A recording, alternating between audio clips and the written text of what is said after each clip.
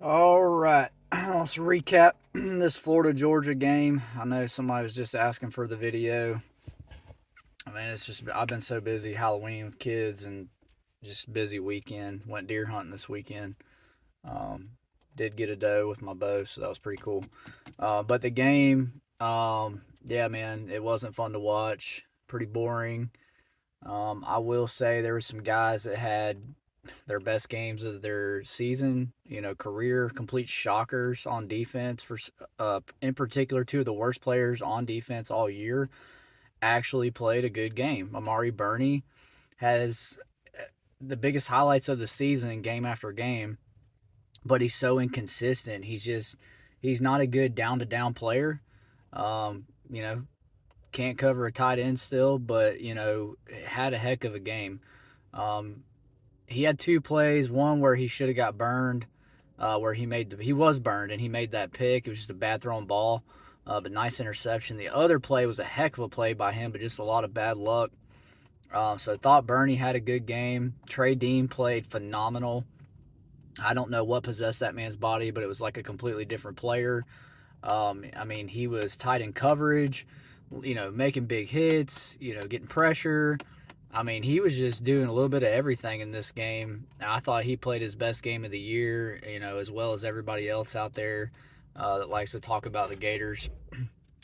Um, so, yeah, he did well. I thought Chris McClellan played a heck of a game. Speaking of defensive line, we all know Brenton Cox is not on the team anymore, which is really shocking, actually. He's our best defensive lineman this year. Looked the best on film, and that's according to people who know football, like the Gator Nation podcast. So that one was really surprising to me that he's gone. But I'm actually happy to see that. We need to start getting rid of people. I've been wanting this to happen sooner. He's not a culture fit. He's a me guy, not a team guy. He can act like he's a team guy, but he's not. He doesn't play selfless football, plays selfish football.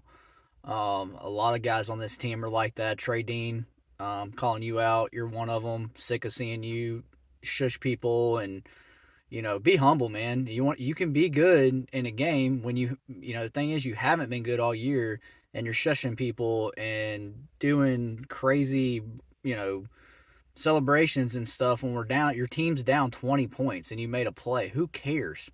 No one cares. Your play means nothing when your team is getting blown out and you make Gator fans sick watching it. Like, no one wants to cheer for a guy like that. No one. So I think it's hard to even root for the kid even when he does good just because he's so egotistical. I mean, all these kids are.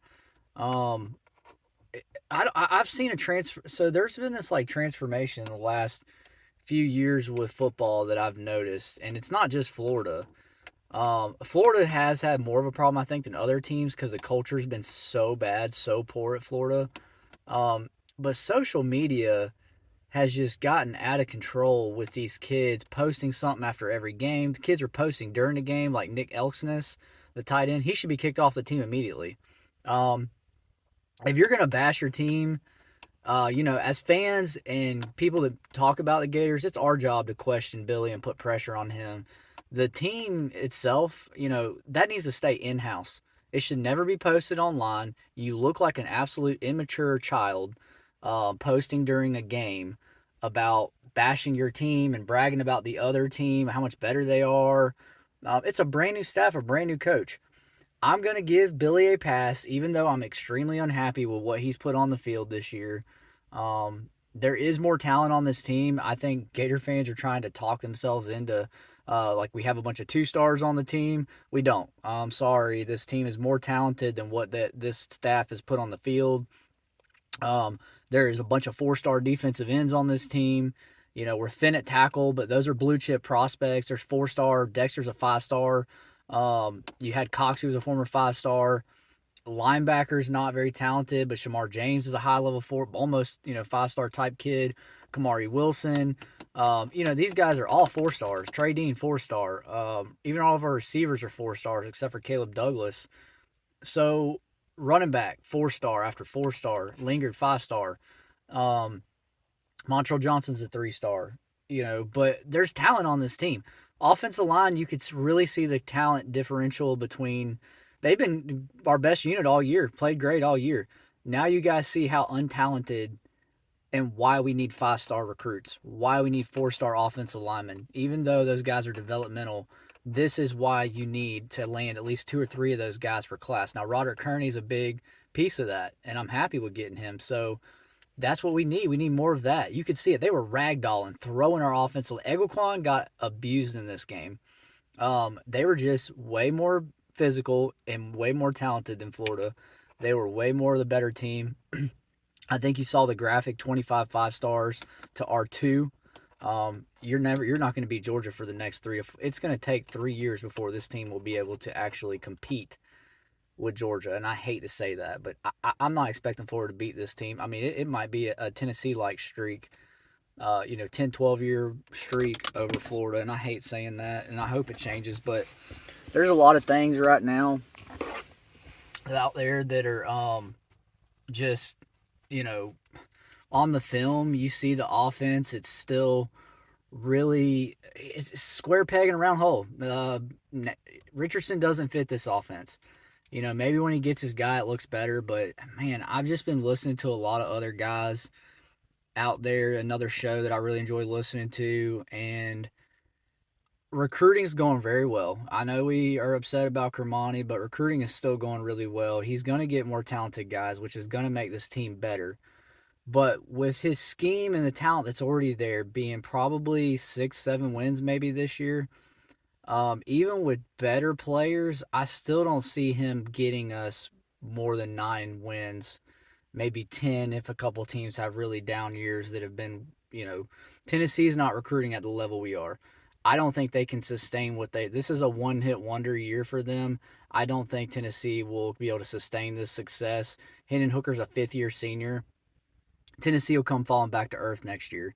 I think you'll see them, 6, 7 wins next year. I don't think they'll sustain it. If they're going to get a title or make the playoff, they better do it this year because they're not going to be able to keep it going. Florida's class is better than Tennessee's, in my opinion. So we're going to have the talent to get 9, 10 wins. Now, you might be happy with that. And again, I would be thrilled with that at this point. I'm so tired of seeing Florida suck and not be good, consistently. And just, even on the years where you grab 10 wins, it doesn't even look good. It's not even fun to watch. This offense is super boring, guys. It's not fun to watch. It hasn't developed at all. Every game he runs the same exact plays. The defense doesn't even move when we do those little orbit motions. He runs the same 2 receivers out there against the same, everybody knows what we're doing on every single play. We're not fooling anybody. We added no wrinkles for that game. 2 weeks off in a bye week, and you're still running your base offense. Didn't change anything to fit your players. I think Billy is a terrible offensive mind, and I don't think he's good at calling plays. I don't think this Gators team is going to be better next year unless he finds a passing game coordinator, or he gives up and humbles up and gets an offensive coordinator, a truly good offensive mind to run the offense for him, because this is putrid. And I think in a little bit of a way, he might be losing the locker room. I know some people might not want to, for year one, he's building a culture. It's not his guys. I get that, but I have a feeling he is losing some of that locker room. I've heard some grumblings about out of AR's camp. You see it online on some posts about him maybe just go ahead and going pro, or even transferring out of the school because they're not doing anything to fix tailor the offense to AR's needs, which is pretty sad. The kid's good enough that he could look better, I think, in a different offense. I don't think he's a great quarterback. I think he is an average quarterback. I don't think he has it, to make the reads, and just hasn't been successful with that. He just doesn't see the field well. You all saw, even with as simplistic as his passing attack is, he was overthrowing guys by 3, 4 feet. It's been the same thing all season long. Guys are getting open and he can't hit them.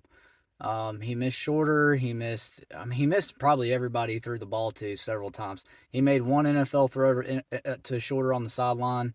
That was really nice, I thought. But other than that, just sailing the ball over guys. His mechanics look terrible. I don't understand why it took him a whole entire three quarters to start running the ball with, some passion and some aggressiveness. He's very timid. He doesn't come off as a leader to me. And that's part of this offense's problem. There's no fire in anybody. Best player on the field by far in this entire team, entire offense is ETN. That kid is incredible. I think ETN would be a starter on Georgia's team. I know they said that on another show, but I agree wholeheartedly with that. I think he would be Georgia's best running back. We don't see talent that would ever play at Georgia on this Florida roster. But he is one that I do believe would play on anybody's team and be their starting running back. He is that good. A little surprised at how far back Montreal Johnson's fallen as far as production. He was starting to look like the real deal, but I think he's second to ETN as far as talent goes. Um, then you got Lingard's getting on the field, getting reps now. I still don't understand how that happened all of a sudden, but that's a good positive sign. There's got to be some more to that story because he wasn't playing at all. But I'm really happy to see him get some reps. Every time he touches the ball, something good happens. He's productive. I actually think he should get more carries than what he's getting.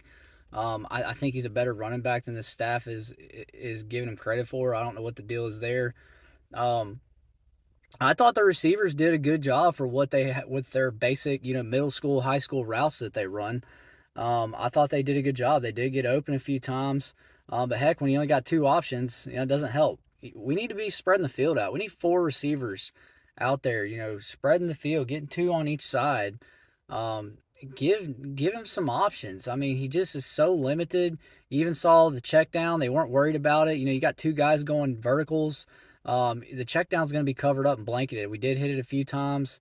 Um, you know, I don't know. I don't know what else to say at this point.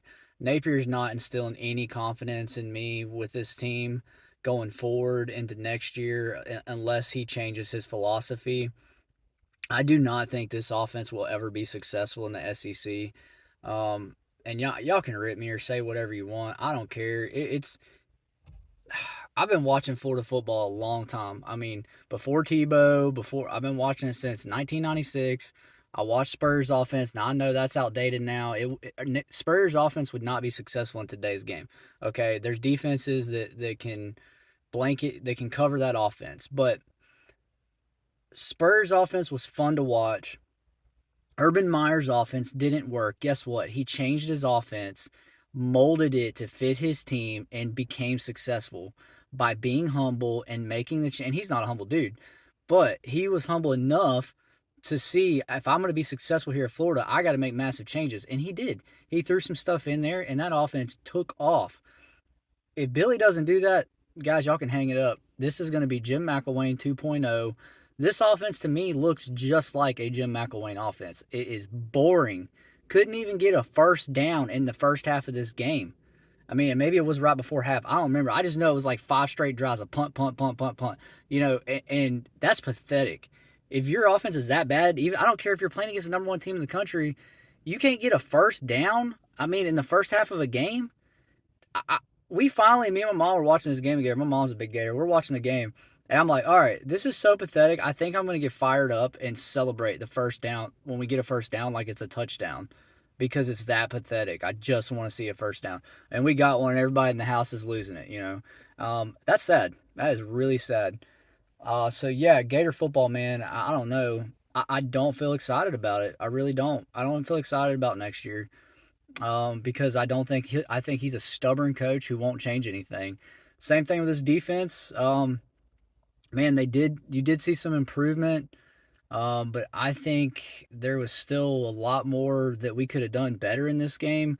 A lot more that we could have done well to stop Georgia and slow them down because we did have success. Um, I think we could have ran more man defense, just like they say on the Gator Nation podcast. Definitely could have ran more man. Only ran 7 snaps out of man or something like that, and that's what they struggled the most against. And they struggled in this game every time we ran it, except for one snap. So, yeah, man, when I hear people that know football that well talk like that, yeah, I know they're not getting paid millions of dollars, but sometimes we got to realize football is a simple game, okay? Not everybody had the desire to go to school or try to become a football coach. that doesn't mean you don't know anything about football or concepts or offense or defense. A lot of these guys that make these podcasts are just as well educated and versed in football as Billy Napier. I mean, there is a ceiling to football knowledge. I hope people really understand that. It is maxed out at a certain point. Like there's nothing you're gonna do to outsmart someone else in football to a certain point. It is checkers and chess, so it's your plan against their plan. That's where it comes down to it. But for somebody to think that this offense, this pro style offense, is going to be successful in the SEC and in college football, man, they are, maybe in the Sun Belt, but not in the SEC. It's not going to. These defenses will blanket this all day long. It will never work. Um, I think Tony, I have more faith in the defense changing and getting better next year with more talent than I do in Napier's offense. I hate to say that, but I do, because they did not play defense like this at Louisiana. It was a better looking defense. Um, you know, yes, there was other assistants involved. I don't think with the guys that are on the staff, these are pros. There's no way they're teaching some of the stuff they're teaching with the off coverage and all that. Stetson Bennett, you can see he was limited in this game. He's not as good. It's like they're trying to hype him up and make him this pro quarterback, this NFL draft prospect. He's not. Florida has really, every time they've played us, except for last year, Florida has ate his lunch. So we've made him look pedestrian, which was kind of nice because he's just not good. And it's crazy to think that if Georgia even had a decent quarterback, or I'm not even going to say decent, he is good. He's not bad. He's a good quarterback, but he's not what Georgia fans and what Georgia wants him to be. He's not a pro quarterback. I think he's a good quarterback. I would take him right now over Anthony Richardson. I hate to say that, but I would. I think he's a better passer, better at reading the defense. I don't care about the mobility because he's not using it anyways very often for us. Every time once a game we get one big play and that's it. So yeah, I just think that he's not going to the draft. If he does, he's not getting drafted. But it's just crazy to think how pedestrian he is to a certain point. That if they had somebody, like a bigger talent on that team, how scary, unstoppable Georgia would be right now. I mean, they still look beatable to me. I think Tennessee is going to beat Georgia. I really do. Um, I think that matchup, that offense will just gash that defense for Georgia. Um, so yeah, Georgia, you could just see it. They're just way more talented than us. There's really not a whole lot else to break down. That third quarter was a lot of fun. I feel like a lot of those plays were luck that were successful plays, a breakdown in coverage for Georgia, which was nice for him to actually see it and hit Henderson down the sideline.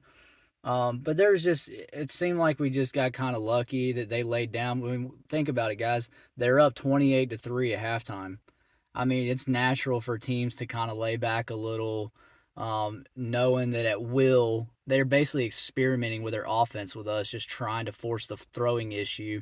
If they just stuck with running the ball, we'd never come back in this game. They'd have put up 2, 3 more touchdowns, and that's what they did. They went back to their running game in the fourth quarter and threw 2 more touchdowns on the board. We just imposed their will on us, wore us down. Here's the thing, guys. I predicted 8-4, 7-5 at worst, and I think I said 9-3 at best. Well, 9-3 is out of the question. 7-5 is still very much in play. I'm leaning towards 7-5 at this point, which actually, looking at where we're at, 7-5 would be an accomplishment, and I would actually be pretty thrilled and pretty happy with 7-5. Because that means we're going to win 3 out of the next 4 games, which would all be good wins. I don't know who that loss would be. I'm going to say Florida State. Florida State looks like the best of the 4 teams we have left to play. I think they get us this year. Wouldn't really be too upset. It's a Friday night game. It's a weird game. I think it's going to really mess us up. It's in their home team. It's at Doak Campbell Stadium. They're just more talented, more functional on offense right now. They've put up a lot of points. I think Florida State does beat us. But I think we might grab those other 3 games, so I like us to go 7-5, make a bowl game, maybe go 8-5 with a bowl win. Hopefully get a little better during those practices. So I think we'd all be happy with that. I think we'd all be happy with 8-5 to end the season in a whole. So yeah, guys, sorry I haven't gotten any videos out recently, but like I said, just been real busy. That's really all I got to say about this game. Like I said, I just don't want to hear anymore that Florida's not talented enough. Look at all the 4-star DBs we have. who are good DBs. I'm sorry, but they just haven't played well due to scheme most of the time, in my opinion. We are the only spot on defense we're really limited as far as talent is D tackle, or D line as a whole. But there are blue chips there, so yeah. Recruiting's going well. I'm not going to give up on building recruiting. Recruiting, we're good. I think we'll close out. I think we'll end up with at least 1 5-star in this class. But I hope everybody has a good day, and I appreciate y'all watching the video. Please like and subscribe to my channel. Thanks.